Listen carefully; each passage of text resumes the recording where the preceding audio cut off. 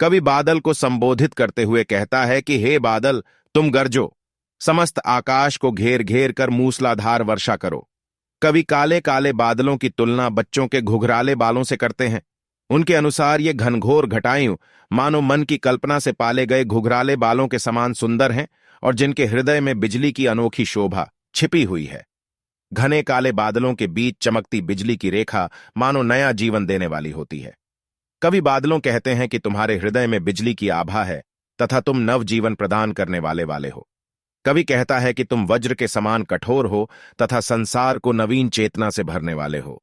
अतः अपनी गर्जना से संसार में परिवर्तन तथा क्रांति ला। आकाश में उमड़ते घुमड़ते घनघारे बदलों को देखकर कवि को ऐसा लगता है कि वे कुछ बेचैन से हैं और इसलिए वे कुछ अनमने से दिखाई दे रहे हैं।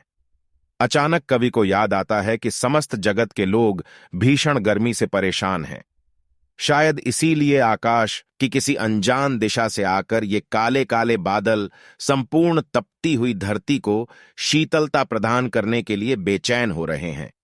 इसलिए कवि उन्हें संबोधित करते हुए कहते हैं कि हे बादल, तुम बरसकर इस गर्मी के ताप से तपी हुई इस धरती को शीतलता प्रदान करो। हे बादल, गरज कर बरसो। कवि फागुन मास की मादकता का वर्णन करते हुए कहता है कि फागुन मास का सौंदर्य इतना अधिक है कि उसकी शोभा समा नहीं पा रही है। इन दिनों प्रकृति का रूप सौंदर्य इतना मनमोहक होता है कि मन कल्पनाओं के पंख लगाकर सुदूर आकाश में उड़ने को बेचैन हो उठता है। रंग बिरंगे अनगिनत फूल अपनी सुगंध से सबको मुग्ध कर देते हैं। आम के पेड़ों पर बौर आने लगते हैं और उनकी सुगंध से मस्त होकर कोयल कूकने लगती है। कवि को ऐसा प्रतीत होता है कि मानो फागन के सांस लेने पर सब जगह सगंध फैल जाती है। वातावरण में ऐसी मादकता भर जाती है कि मन रूपी पक्षी कल्पनाओं के पंख लगाकर खुले आसमान में उड़ने के लिए आतुर हो उठता है। चारों ओर प्रकृति का इतना सुंदर रूप दिखाई देता है कि चाहकर भी कोई इस मनमोहक सुंदरता से अपनी आंख नहीं हटा सकता।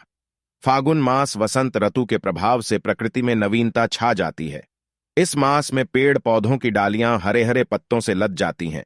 इस सुंदरता का कोई और छोर कवि को दिखाई नहीं पड़ता है। इसलिए कवि कहते हैं कि फाल्गुन की सुंदरता तो